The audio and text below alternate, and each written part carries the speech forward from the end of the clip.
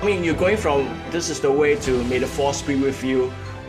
What are the perks and pitfalls of dealing working on a legacy character like Obi-Wan Kenobi compared to someone like the Din Djarin?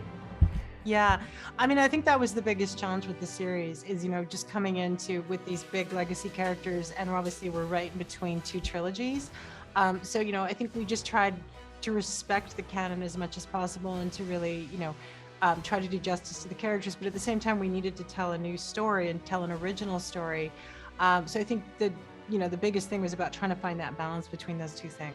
What's the first thing like directing on your own? Because on Mandalorian, you're part of the traveling Wilburys, the six the directors, and now you're going on your solo album, your solo mission. So what's it like on your first day? It was exciting, like one of the things that I was so grateful for, honestly, was that I did get to do the whole thing, because it is a limited series and we're telling this one big story.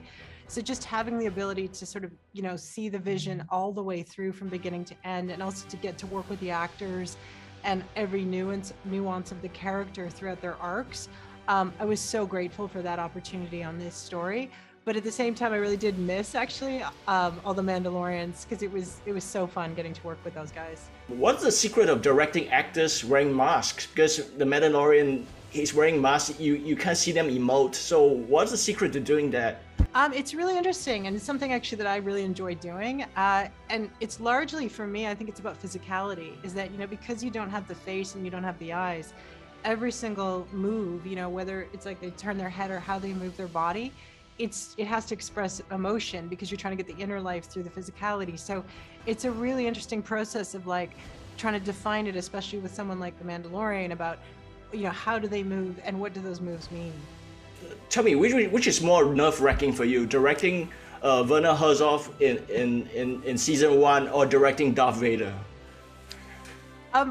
Honestly, both of them were amazing. Like directing Werner, especially Werner and the baby together, is one of the best experiences I've ever had in directing, and also one of the weirdest. And directing Vader, I mean, there's so few directors that get the ability or ever have the opportunity to direct Vader. So it was incredibly exciting. I've seen, behind the scenes featurettes of Ewan and Hayden. They all said that when they do the lightsaber, they can't resist making the sound. And I wondered, you have that situation working on Obi-Wan Kenobi where they couldn't resist making that sound even though those sound effects would be replaced. Did they try to make this lightsaber sounds when they're doing it, or any of the actors who come in contact with a lightsaber?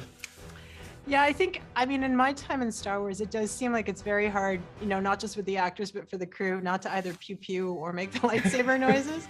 But a lot of times, actually, when we would do action, we would play music. So I don't know, honestly, if they were making those noises or not, because if they were lost in the music. But, I'm sure there was somebody making a noise somewhere.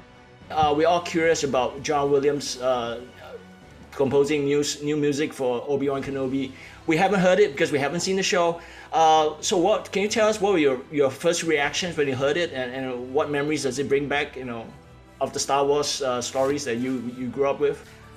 It was incredibly special. It was recorded with a live orchestra, and it was so moving and it was so emotional. And, the music, and John Williams' music for Star Wars, it's so much about what makes it Star Wars that, you just feel it in a way where, the force is literally inside of you when you hear his music. So I was so grateful, and we were so fortunate to have him come on to do the theme. You did the Red Hot Chili Pepper music video, and I'm just curious, after working on something as big as Star Wars, is that your way of decompressing? Yeah, it was totally different, and it was very fun. So actually, it was really fun to just do something totally left of center, and just, sort of run around. That's more visual and just about energy. So I had a really great time doing that.